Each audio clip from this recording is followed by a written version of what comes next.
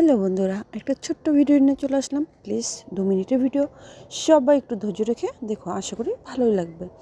আমি গেছিলাম স্কুলে, আর আগেই বলে নিচ্ছি আমি কিন্তু রান্নাটা শেখাচ্ছি না, জাস্ট একটা লং ভিডিও দিতে হবে তোমাদের জন্য, সবার জন্য, ফেসবুকের জন্য। তাই জন্য সেই ভিডিওটাই আমি দিচ্ছি।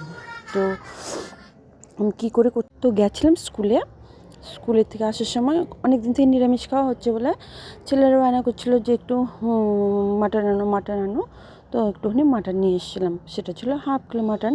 বাট আমি তো সেভাবে মাংস কিনে না, আমি পাশের বাড়ির মামাকে দিয়ে কিনে বলে আমি বুঝতে পারিনি ওটা ছিল খাসির মাংস। তো যাই হোক, বাড়ি এনে রান্নার সময় বুঝতে পারলাম যে চর্বি ছিল আর কি। তো যাই হোক, এবারে এনে ফেলেছি, কী করবো। তো সিম্পলি যেভাবে করা হয়, আলু একটু নতুন আলু ভেজে নিয়েছি, বাচ্চারা খাবে সেই জন্য কিন্তু কাঁচা লঙ্কা দিয়েই করেছি। আর হ্যাঁ, ঘরের যে লঙ্কা হয় না, লাল লঙ্কাগুলো, সেটা আমি ভিজিয়ে রেখেছিলাম 4টা, সেটা 4টা দিয়েছি একটু কালারের জন্য, কারণ ওদের আবার একটু কালার বলে যে হোটেলের মতো একটু হলে ভালো হতো। তো কালারের জন্য ওই 4খানা লঙ্কা দিয়েছিলাম, ঘরের লঙ্কা আর কি, যেটা হয় সেটাই। আর সিম্পল যা যা দেওয়া হয় ফোড়নে সেগুলো দিয়ে দিয়েছি, দিয়ে আমি একটু কষিয়ে নিচ্ছি। আর মাংস সহকারে এবারে একটু হালকা একটু নাড়াচাড়া করে আমি মশলাটা যে দেবো, মশলাটা একটু জল সহই দেবো, যাতে করে মাংসর জল আর যে মশলা দেওয়া জলটা দেবো সেটা সহকারে একবারে ভালো করে একদম সেদ্ধ হয়ে যায়। সেদ্ধ হলে ঢাকা দিয়ে, কারণ আবার স্কুলে তো বেরোবো, ছেলেকে আনতে যেতে হবে। তো সেই জন্য রান্নাটা যত সহজভাবে যত তাড়াতাড়ি করা যায় আমি সেইভাবে করেছিলাম।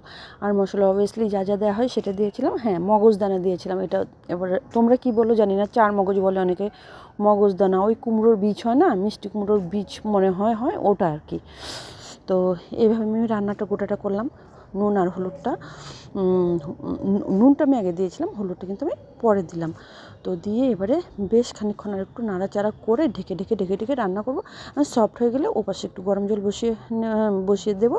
সেই গরম জলটা দিয়ে জাস্ট হালকা একটু ঝোল দিয়ে নামিয়ে দেবো, যাতে করে ওরা মেখে খেতে পারে।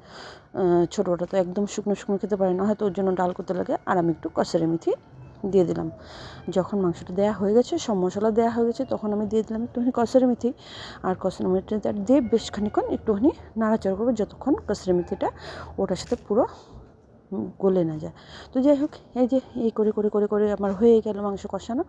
ঝোলও শুকিয়ে, মানে যে জলটা দিয়ে কষাচ্ছিলাম সেই জলটাও কিন্তু শুকিয়ে গেছে।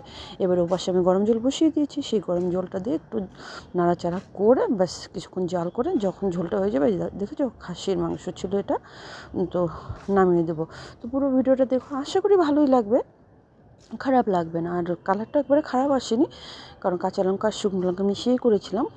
তো কালারটা একবারে খারাপ আসেনি, ভালোই হয়েছিল। আর টেস্টটাও কিন্তু ভালোই হয়েছিল। তো দেখো, ভালো লাগলে প্লিজ পাশে থেকো, একটু কমেন্ট করো, লাইক করো আর কি। টাটা।